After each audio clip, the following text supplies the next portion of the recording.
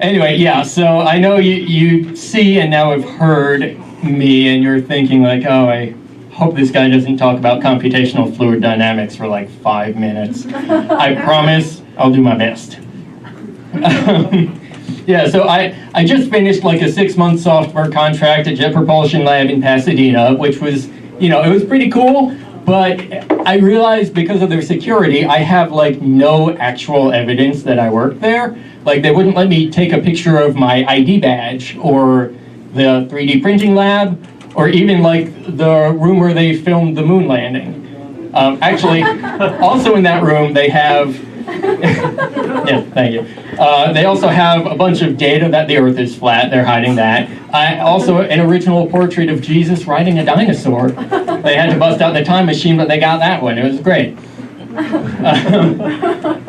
So anyway, just, my brain's all over the place. I like to keep my list of like to-dos and errands on my phone, which is really handy until autocorrect gets in the way, and suddenly it's like, oh, thanks, Siri, I guess I need to bring my cat to Jeffrey Loop to change his ducking oil. All right. Yeah, in fact, about a week ago, the whole headline, it got changed to a Toto list. But fortunately, the only thing to do that day was bless the rains down in Africa. So it got that done before lunch. All afternoon, I was free to do the things I never had.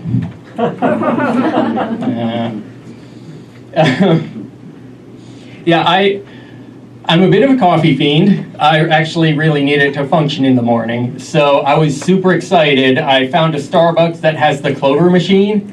I know you guys are all as pumped about this as I am. This is like, oh, I've always wanted, like after standing in line in the morning, I want to fully customize my like special reserve small farm roast. And I want that to take twice as long and be 3 times as expensive. Thank you. Oh, the future's here. Thank you, Clover.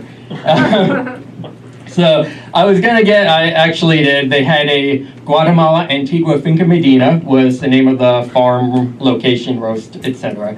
And like I wanted that.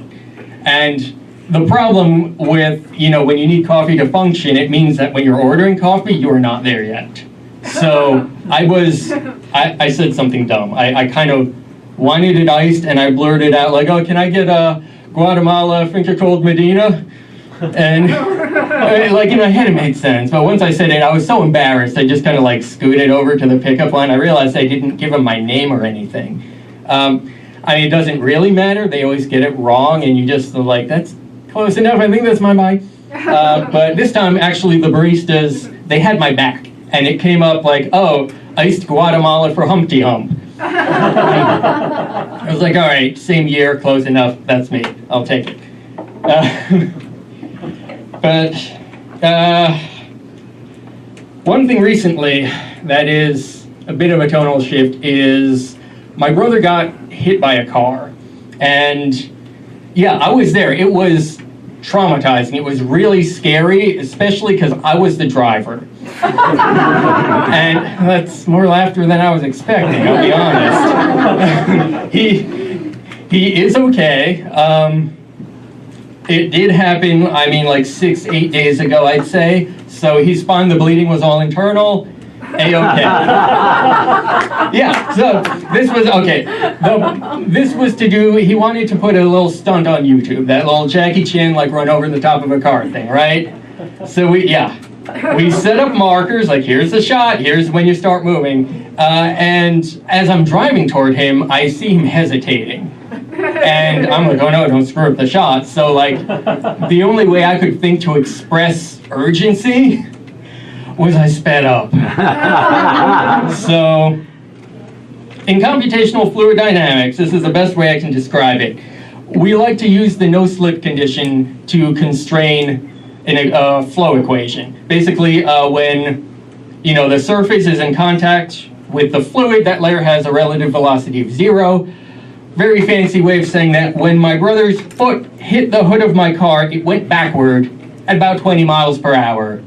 He pitched forward, ate shit on the windshield, and popped up behind me. And as I see him like flailing through the air, I think like, oh my God, I'm gonna be famous, you guys. Like, this video is gonna go viral. People are gonna be like jumping on my car at stoplights and signing autographs and stuff. I was super stoked before he even hit the ground. I was like, yes. But it didn't work out that way. Basically, there were only like 73 views. And people didn't want to share a accidental hit and run, I guess. So, looking back, it turns out it makes sense because he missed his friggin' mark, and I was right, and the whole tape was ruined. Thanks, guys. Ian Kirstell.